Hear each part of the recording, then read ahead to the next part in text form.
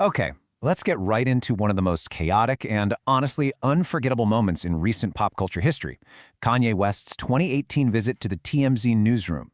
This wasn't just an interview, it was a live meltdown that completely imploded and started a firestorm we're still talking about. Right there, that's the comment that lit the match.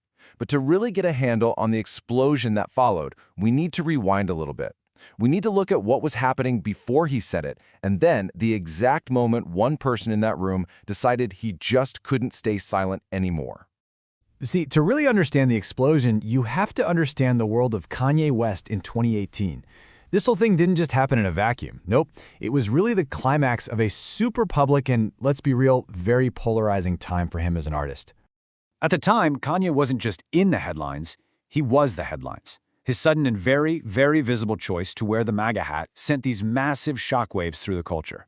For so many people, it felt like a total betrayal, and the backlash was, as you can imagine, immediate and incredibly intense. Now this is where it gets really interesting. This quote from TMZ's own Harvey Levin gives us this fascinating contrast. Just 2 days, 48 hours, before the absolute meltdown, Levin met with Kanye and said he was totally lucid, charming, even-keeled. That sense of stability just makes what went down in that newsroom even more shocking. So, when he showed up at TMZ, this was the big question, right? Why the hat? And he explained it, saying it wasn't really about politics for him. He said it was about breaking free from what he called mental prisons, the expectations put on him as a black artist. He saw it as the ultimate act of free thought. And we got an early clue about his pretty unconventional mindset that day when he was asked about getting death threats.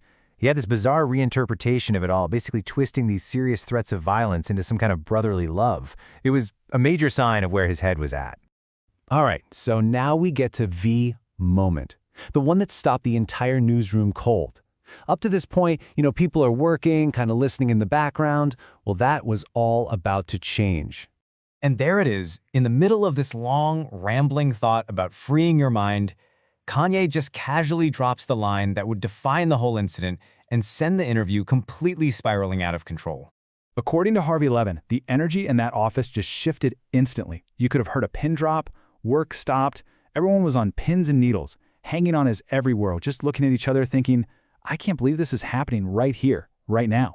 Now, when he was challenged on it, you'd think he might try to clarify, right? Walk it back? Nope, not even close. He just doubled down, applying his whole idea to the present day and insisting that people right now are choosing to be enslaved. And that was it. That was the boiling point.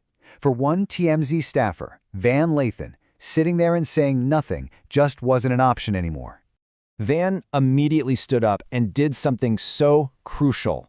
He yanked Kanye's abstract philosophical rambling out of the clouds and slammed it right back down into the stark reality of what those words actually mean for people in the real world. He so powerfully explained that for many people, this isn't just some abstract idea to play with. While Kanye could sit there and theorize, other people have to live with the real-world pain and consequences that are rooted in that 400-year history. And this right here is the key. This was not a debate about facts for Van. It was a deeply personal, deeply emotional rebuttal. And it was coming from a place of genuine hurt. You could feel it.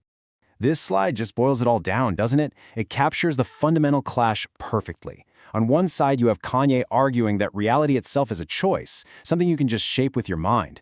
And on the other, you have Van countering that no, his reality is not a choice at all, but a tangible world he has to navigate and fight through every single day. So what happened next? After that huge, raw confrontation, you might think there'd be a moment of clarity for Kanye. Well, what happened was just as telling as the confrontation itself. Kanye's reaction was, completely all over the place. Just look at this sequence. First, he doubles down on his argument. Then, totally out of nowhere, he switches gears and offers affection, walking over to hug Van. And then, finally, he gives an apology. But listen closely. He's sorry for the hurt his words caused, not for the words themselves. It's a classic non-apology.